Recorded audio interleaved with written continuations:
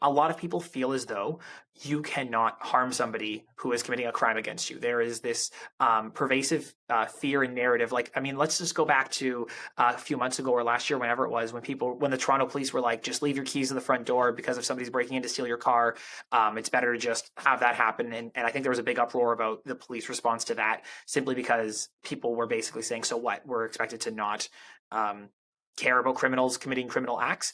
So I think there is this pervasive idea in Canadian culture that criminals, not that they have rights, but I think some people might argue that they essentially do have rights to commit crimes. What is typically defined as a reasonable self-defense in a break-in case, for example?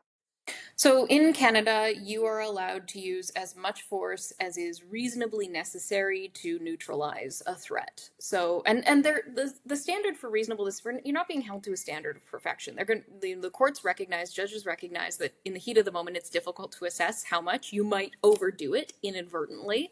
That's okay, as long as you don't intentionally overdo it, or as long as your inadvertent overdoing it isn't unreasonable. You know, if somebody's trying to steal your phone and you smack them over the head with a frying pan, that's probably unreasonable. But if you're dealing with a situation where somebody's, coming at you and you perceive they're going to cause you harm and you hit them with a frying pan, that's probably going to be fine for self-defense. If you have a firearm in your house, you can use it if it becomes reasonable to do so.